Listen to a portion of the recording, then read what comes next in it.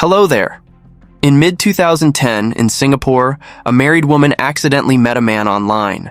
Their conversations quickly became intimate, and within just a month, they decided to meet in real life. They dated like lovers, going out to restaurants, enjoying stolen moments of passion.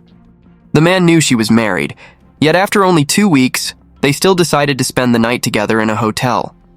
However, what shocked her the most was the strange request her lover made. "Can your husband join us?"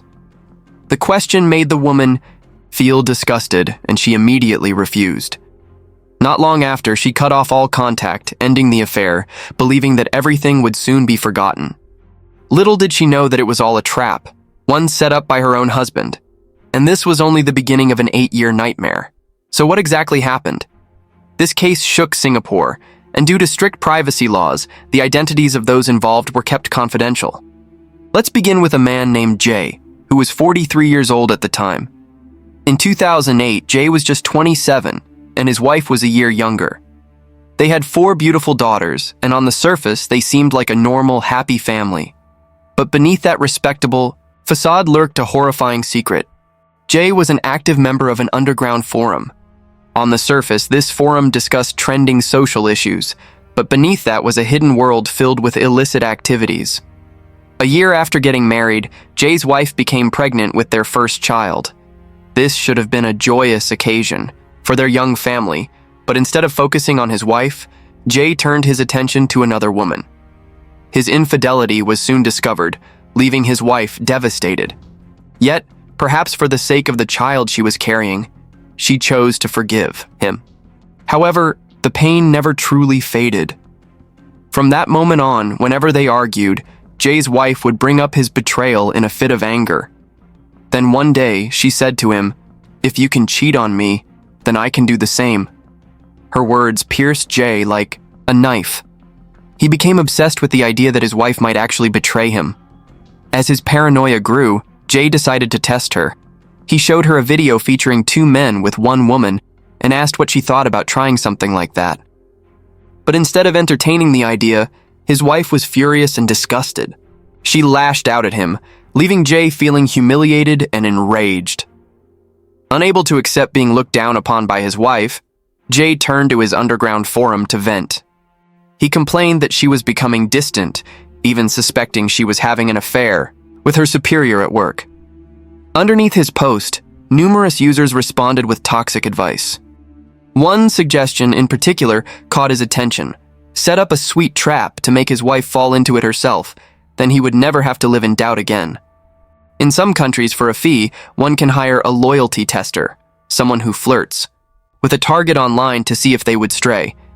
If the target gives in, the tester provides chat logs as proof to the client. However, these tests typically remain online, with no physical contact. But for Jay, that wasn't enough. He wanted to take things further. Through the forum, Jay met a man named O. They quickly bonded over their shared interest, discussing each other's romantic partners. O soon became Jay's ideal partner in crime for a special reason. He owned a BMW.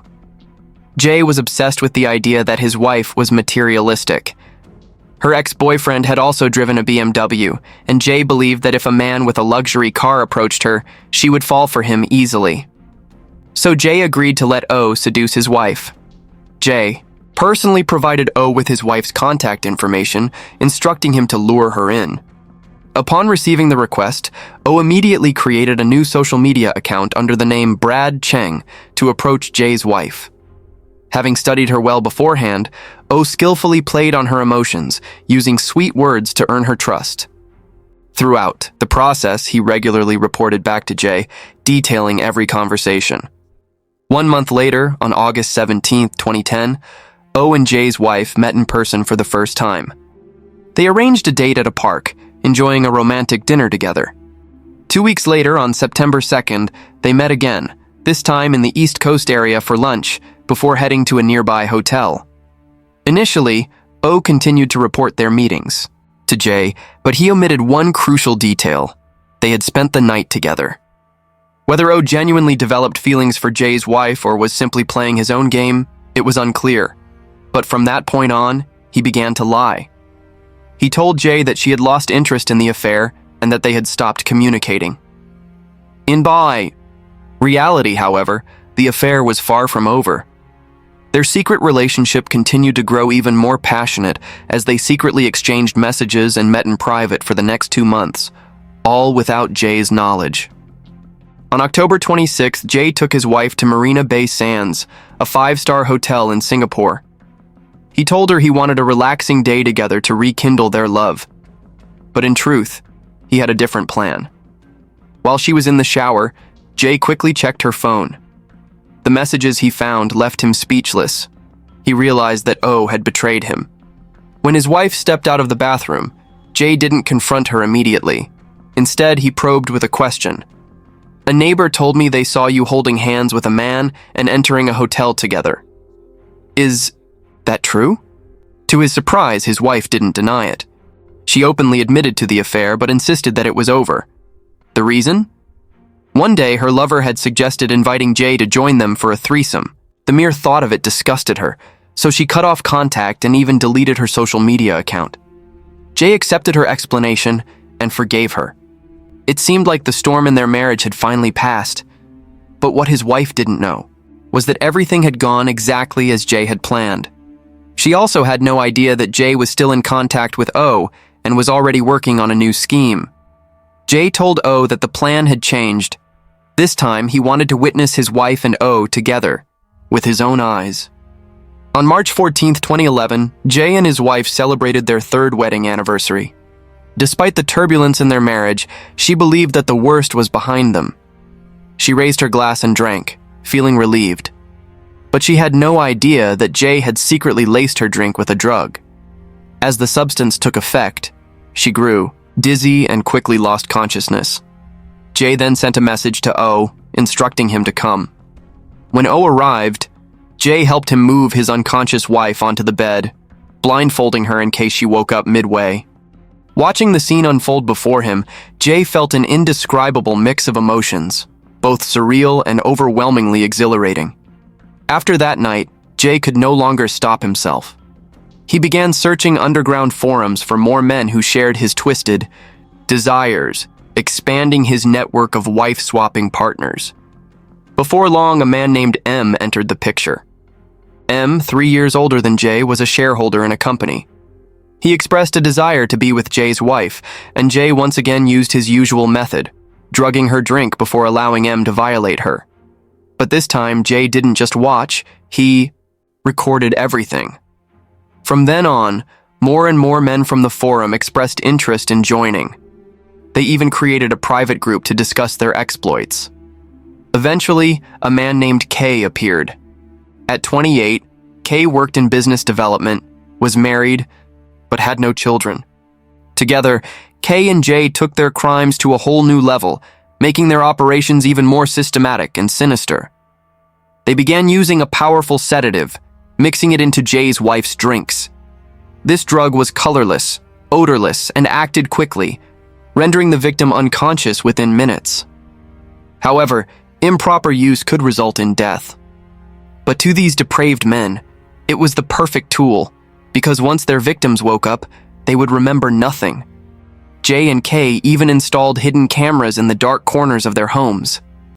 They recorded their wives being assaulted to share the footage with each other and even live-streamed it for members of their group to watch. These women, in the very homes they believed to be their safest haven, became victims of the men they once trusted the most.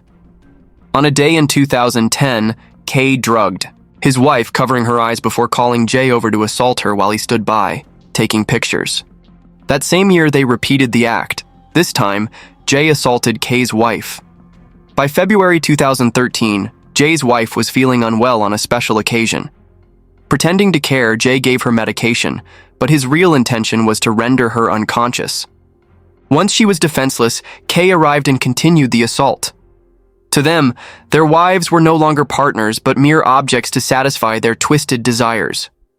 Their depravity escalated as they contemplated expanding their group, inviting more men to join. Kay even told Jay, "If we can get them pregnant, that would be even more exciting." They exchanged private messages mocking the women they had violated, believing that no matter how intelligent a woman was, she would always succumb to a man's control. Jay took things further. He not only invited men to his home to assault his wife, but also seized opportunities when his wife was away on business trips to attack the wives of other members in the group. Do you remember M? Under the pretense of a work discussion, M brought his ex-wife to Jay's house and drugged her. When she lost consciousness, he held her down so Jay could assault her. Beforehand, Jay had already set up hidden cameras to live-stream the crime to their group. After the assault, Jay kept M's ex-wife's underwear as a gift for another group member, A, a businessman working in the same field as Jay. A was married and had 3 children. In 2013, Jay once again drugged his own wife and invited A over to assault her while the family slept. He filmed everything and stored the footage as part of the group's shared collection. Another associate of A colleague named P, also became involved in their horrific activities. On the night of August 31, 2017, A spiked his wife's drink with a sedative, causing her to lose consciousness. He then messaged P, "My wife is ready for you." P was thrilled. He had seen photos and videos of their past crimes, but this was his first time participating. In the early hours of September 1st, P arrived at A's home. A's wife lay on the bed, blindfolded and unconscious. P began touching her, but due to physiological issues, he was unable to complete the act. At that moment, A's wife suddenly regained consciousness. She ripped off her blindfold and was horrified to see a strange man standing over her. Panicking, P scrambled to grab his clothes and fled.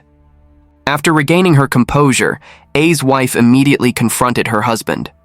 Unable to deny the truth, A was forced to confess everything. Disgusted and enraged, she made both men write a full confession. Once exposed, the crimes, spanning 8 years, shocked the public. Innocent women had been repeatedly assaulted, their images and videos disseminated online. The sheer brutality of the case left society reeling. Even when facing trial, Jay refused to fully acknowledge his crimes. He attempted to shift all blame onto his wife. In court, he walked slowly, head bowed, as if burdened by deep remorse. But his testimony painted a different picture. He admitted to assaulting the wives of 2 other men, but insisted he had not wanted to do it, claiming it was merely an act of friendship.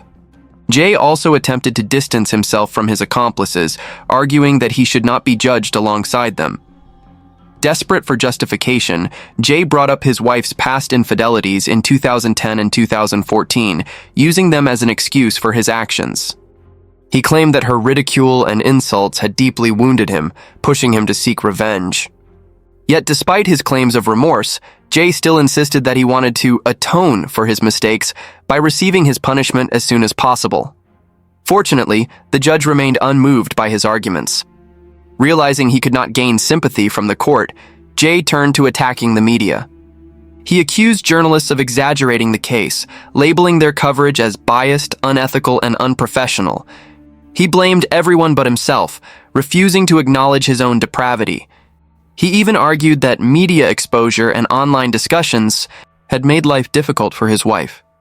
Perhaps Jay had forgotten the most crucial fact. It was he who had caused his wife the greatest suffering and danger. When all else failed, Jay resorted to a psychiatric evaluation, which diagnosed him with sexual deviance. He brazenly claimed that his wife had forgiven him. However, investigation reports confirmed that at the time of his crimes, Jay was fully conscious and aware of his actions, meaning his diagnosis could not be used to mitigate his sentence. Psychological reports on Jay's wife revealed the immense trauma she had endured. Initially, she believed she had only been assaulted by one person, but when the truth surfaced, she realized she had been a victim of multiple men, with footage of her ordeal spread online. The shock was so overwhelming that her mind nearly shut down. It was as if her brain had activated a defense mechanism, numbing her to the pain. Her only wish now was to survive so she could care for her children and family. Another victim shared a similar ordeal. Upon learning the truth, she considered ending her own life. It took tremendous effort to regain control over her emotions and find the strength to continue living. In the end, The judge handed down severe sentences to the depraved men who had conspired with Jay. Among them, Jay received the heaviest punishment, 29 years in prison. K, the accomplice who helped Jay rape his own wife and assault Jay's wife, was sentenced to 22 years. M, who drugged his ex-wife and assisted Jay in the crime, received a 20-year sentence. L, who raped Jay's wife and consented to having his own wife assaulted, was given 13 years. P, who attempted to assault A's wife but failed, claimed he had only been inside A's house for 5 to 8 minutes and that A had reassured him everything was fine. He was sentenced to 3 years for attempted rape. N, the youngest and unmarried among them, tried to argue for a reduced sentence on the grounds that he had no wife. The court rejected this absurd plea, sentencing him to 18 years. O was the only defendant who outright denied the charges. He attempted to argue that Jay had falsely accused him out of revenge after discovering his wife's affair. However, during cross-examination, O faltered, contradicting himself multiple times. When asked why he had agreed to Jay's request to touch his wife, he failed to provide a coherent answer, only mumbling that he didn't know what else to do and had just gone along with it. The truth, however, was that before O arrived, at Jay's house, they had secretly coordinated their plan to drug the victim. It was evident that the assault had been premeditated. Furthermore, O had been abusing Jay's wife for an extended period, and the two had exchanged private messages filled with their depraved thoughts. On January 30th, 2024, O was sentenced to 13 years in prison. The most absurd part of it all was that Jay also decided to appeal his sentence. He presented 2 reasons. First, that his wife wanted him to return home, and second, that his initial lawyer had failed to provide an adequate defense. The sheer audacity of it was unbelievable. During the hearing, Jay brought letters from his 4 daughters, each testifying to his moral character. However, the court did not read these letters aloud. Additionally, Jay's mother and sister submitted letters pleading for leniency. His mother described him as a devoted son who had always treated his wife and children well. She emphasized that despite their financial struggles, he had never demanded financial support from the family. She implored the court for mercy so they could reunite as soon as possible. The judge listened but remained firm. The severity of Jay's crimes could not be overlooked. While the court sympathized with a mother's love, it could not serve as justification for a lighter sentence. Jay's appeal was ultimately denied. In the end, there are crimes that cannot be justified and wounds that can never be erased. Once a conscience is lost, all that remains is boundless cruelty. This case stands as a chilling reminder of a harsh reality. The most dangerous monsters are not always strangers, but often those we trust the most. In life, forgiveness must never be an excuse for tolerating evil, and trust should never be given to those who do not deserve it. Typically, child abductors aim to demand ransom from their victims' families. However, in Texas and Louisiana, a series of peculiar child abductions unfolded. The suspect did not ask for ransom, but instead mysteriously returned the children home a few days later before disappearing without a trace. What exactly happened to them? On March 4th, 2001, 320 kilometers from where 11-year-old Leah Henry lived, a 9-year-old girl named Nikki was playing outside her home in San Antonio when she was abducted in broad daylight. After an extensive search by police in the community, Nikki suddenly reappeared in front of her mother's house. The abductor had dropped her off and vanished without leaving any evidence. On April 16th, a month later, 11-year-old Lisa was playing jump rope with her sister in the front yard when a man grabbed her and drove off. Her horrified sister managed to provide a description of the suspect, a white man driving a white hatchback. 2 weeks later, Lisa too unexpectedly showed up in front of her home, and the abductor once again disappeared without a trace. No one could understand what was happening. By 2001, a serial child abductor was terrorizing Texas and Louisiana, evading law enforcement for months while targeting children across the region. Though he returned his victims unharmed, his motives remained unknown. That changed on May 1st, 2001, when Leah Henry, an 11-year-old girl, became his final known victim. Living in a quiet suburban neighborhood in southwest Houston, Leah Henry enjoyed a happy life with her loving family. She was excited about the upcoming end of the school year and the adventures it promised. Meanwhile, reports of abductions were increasingly alarming nearby cities. At 7:30 a.m. on May 1st, 2001, Leah eagerly boarded her school bus, excited for her school's celebration event. But by 5 p.m., her mother grew anxious when Leah hadn't returned home. Her parents frantically called friends, checked her school, and drove around the neighborhood, but found no sign of her. A neighbor reported seeing Leah getting into a car with a strange man. The police were immediately alerted, and a citywide search began. By May 2nd, Leah had been missing for nearly 24 hours. The FBI joined the investigation, and her distraught parents made an emotional appeal on television, pleading with the public for help. Nearly 200 volunteers joined the search. Investigators noticed striking similarities between Leah's case and two previous abductions. The suspect, a middle-aged white man driving a white hatchback, had been targeting girls aged 9 to 11. Despite months of searching, but authorities had failed to identify or capture him. Every passing hour diminished hope of finding Leah safe. But on May 4th, 3 days after her disappearance, Leah's father, Tim, received a phone call from the FBI at around 11 a.m. The FBI had critical news and requested to meet Tim in person. He quickly drove nearly 500 kilometers to the Kerrville County Police Station. There, in a secured room, Tim and his family witnessed something incredible. Leah had been found safe. However, she bore a somber expression that hinted at the ordeal she endured. While her abductor's identity remained unknown, Leah was finally reunited with her parents and sister. As she stood before a cheering crowd welcoming her home, Leah managed to smile, but her eyes betrayed lingering fear and unease. When news of Leah's rescue spread, everyone was eager to learn what the young girl had endured. Only Leah could shed light on the nightmare she had survived. On May 1st, as Leah was returning from school, the bus dropped her off near her house. She began walking home when a white car approached. A man leaned out of the window and asked, "Do you want to play with my baby?" Leah, remembering her parents' advice to avoid engaging with strangers, politely replied, "No thank you," and continued walking. However, as she neared her house, the man suddenly pulled his car onto the sidewalk, blocking her path. He persisted, asking if she wanted to meet his kids, trying to lure her into his car. The man appeared well-dressed and spoke in a friendly manner, which made Leah mistakenly trust him. After a brief conversation, Leah innocently agreed to get into the car. Moments later, as the man began driving, he reached over and snapped off the interior door handle. Leah's unease grew as she sensed something was wrong, but at only 11 years old, she couldn't fully comprehend the man's intentions. Her fear heightened when he turned into a deserted alley behind a restaurant. The man pulled out a gun and duct tape, binding Leah's legs and covering her mouth. He ordered her to crouch down in the car as he continued driving.